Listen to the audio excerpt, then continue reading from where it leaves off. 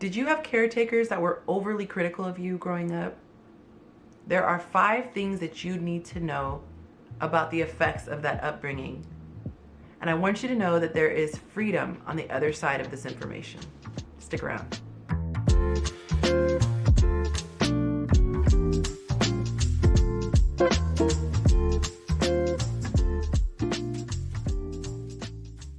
Hi, my name is Yonci and welcome to my channel, Chasing Yonci. Each week I give you relationship advice as well as practical tips for how to improve your emotional well-being. I truly believe that there is a correlation between doing the work inside and being a healthy individual and having fulfilling relationships. I am everywhere on the socials as Chasing Yonci, and if you want to show your girl a little love, you can become a patron on my Patreon page. Now, a little bit of YouTube business, please go ahead and hit that like button so YouTube knows to go ahead and push this video out there into the YouTube space in front of more people to see. And as always, hit the subscribe button if you want more content like this, and hit the notification bell. You want to be notified every time a new video drops. But let's get into it. Let's talk about the effects of growing up with overly critical caretakers. All right, guys, the number one thing that happens to people who grew up with overly critical caretakers is that they have an unhealthy need for approval. And this makes sense because you grew up the whole time being told that you're not good enough. If you could just hit this mark, you'll be loved. If you could just do this thing, you'll be loved. If you could be just more like so-and-so, you'll be loved. Even if it wasn't said directly to you, not getting that affirmation from that caretaker, whether it's a parent, a guardian, maybe your grandparents, you a lot of times will enter the world as an adult needing approval from outsiders. And this is very dangerous, and I'll tell you why. Number 2, you are more susceptible to entering into a relationship with a toxic person. A lot of times the things that we need come masked in packages of things that we don't need. The reason why a lot of times people stay with an abusive partner or a narcissistic partner is because they know to say the things that a person needs to hear when they don't feel like they're good enough. They feel like they can earn that person's love if they can just do XYZ, whatever little carrot that toxic person is dangling. A healthy person understands and gets out of Dodge because they're like, this is crap. I don't need this in my life. But because that person doesn't want to be thrown away, they don't want to be abandoned emotionally, they stick around, hoping to win that person over. If you haven't seen the video, 7 Signs of Emotional Abuse, I strongly suggest that you watch it because there are a lot of things in there that people who grew up in unhealthy environments may think, this is just normal, and they're not. Watch the 7 things and make sure that you or your partner are not doing any of these behaviors. So number 3, you tend to not have a strong identity. If you grew up needing approval from those who were in charge, you learn to become a chameleon. Children learn to adapt so that they can survive. And so if someone needs you to be like this, you become like this. Someone needs you to be like this, you become like this. You become a chameleon, and that's hard to shake if you've never done the work or even realized that there was a problem as an adult. You become defensive. The reason you get defensive is because you don't see the world as everyone else does. You feel like a victim. You feel like people just don't understand me. People just don't get me. Well, the reason why there's so much frustration is because they are not seeing what you're seeing.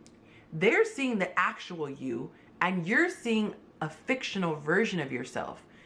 In order to cope with all the stress and the things that you dealt with, you've created this image of yourself in your mind of who you are. Most people recognize this as an ideal. This is who I want to be. But because you have never created who you really are inside, you think that you are this ideal. So whatever the world wanted you to be, whoever your biggest influences wanted you to be, you identify with this. And it causes there to be a disconnect with reality. You seem delusional because you literally are. Please understand, I don't say that with judgment. I'm saying you are deluded to think that this is the real you because you've had to project it for so long.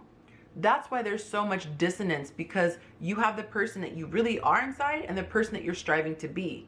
You have to give yourself a break and understand that nobody is perfect. Nobody is this image that they're trying to become.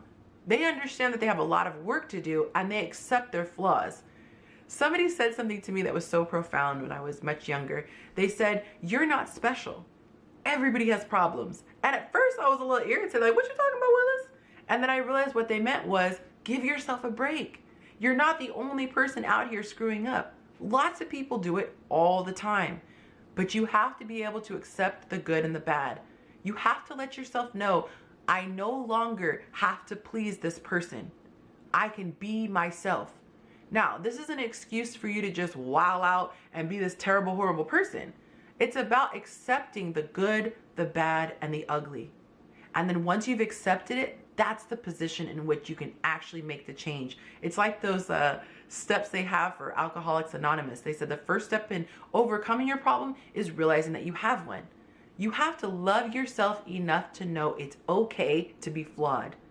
And then once you see those flaws, you can start to address them.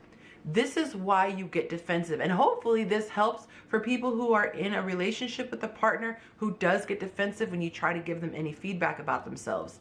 The reason they get defensive is because they don't see themselves as the person that you see. They don't see themselves as the person that the world sees because they're looking at things through distorted eyes. If they accept their flaws, they're accepting the fact that they are flawed, and in their mind, that means that they're not good enough. They're not okay. Our minds are so powerful, and we will do in our mind whatever we need to do to survive. So to them, survival is seeing themselves as not being flawed. Why? Because they need to be accepted. And this brings us to number 5. You have to free yourself from any person who makes you feel that you are not good enough. I don't mean anybody who criticizes you, because a good partner will criticize you and let you know about your flaws. No, I'm talking about the person who you are never good enough for. The person that says, I will love you if you can get to here. I will care about you if you can get to this point. If you could only be more like this person. There's a difference between helping someone discover their flaws and help them to level up and just being overly critical and making it seem like they are never good enough. No matter who that person is in your life, whether it is a family member, a close family member, it could be a boss, it could be a lifelong friend. No matter who that person is, if they are constantly in your ear making you feel like you are not good enough, until you become strong enough to deal with them, you might need to put boundaries in place and take a break. You have to become stronger. And the reason why I say temporarily, and I don't propose, just getting them out of your life forever, to me, that's still operating like a victim. And there's no judgment for if that's where you are in life. But you can also get to a place where you're so healed that it literally, any criticism comes like water off your back. But in the meantime, until you've built that confidence to know that you are good enough and you are okay just like you are, it's really detrimental to your growth to have those people who have a very strong influence on you in your ear chirping away. So I don't recommend burning bridges and saying things that you can't take back, but just find a way to politely back away. And remember, you don't owe anybody an explanation. As long as you are kind and loving, you don't have to return anger for anger or rudeness for rudeness. Do what you need to do to get yourself together. It's kind of like putting on the oxygen mask. I love that metaphor. Put that oxygen mask on yourself before you can even think about helping somebody else. Anyway, guys, I hope this video was helpful. Let me know in the comments if you've dealt with somebody like that. Maybe these are symptoms that you've seen in yourself, you can relate to, or that you've seen in a partner, or maybe somebody in your life. Understand there is hope, but that person has to want to do the work themselves. You cannot will it for that person. They have to want to do the work. They have to want to look inwardly. And the best thing that you can do is to love them unconditionally. Now, take this with a grain of salt. If this person is toxic, it's to the point where they are causing havoc in your life, you might need to move away from them. But if you're in a good, healthy place mentally, love them. Whether you love them from a distance or love them up close, love them. They need your love. Love them through. Now, if you enjoyed this video, please go ahead and click that like, subscribe if you want more content like this, and hit that notification bell if you want to be alerted every time I drop new content, which, like I mentioned before, Tuesdays and Thursdays and Sundays I go live with my friends. We talk about all things love, dating, sex, and relationships. So Everybody who has hit the notification bell will be alerted that I have gone live, and you can join the conversation with us. If you have questions that haven't been answered, maybe I've touched on something but you really want to go into depth, you might be interested in joining my online community called the Sunshine Club. It's an intimate group. We have right now it's on Facebook. Hopefully I can move it off in the near future, but right now we're on Facebook and we check in daily. We have weekly video chats where I can talk to everybody one-on-one and see where they're at. I give assignments and challenges. We work on our bodies. We work on our bodies, minds, and our souls, and we help each other level up to the best version of ourselves. If you want more information, you can click the link in the description. Just look for the bit about the Sunshine Club. All right, guys, until next time, that's all I've got. Tell someone that you love them.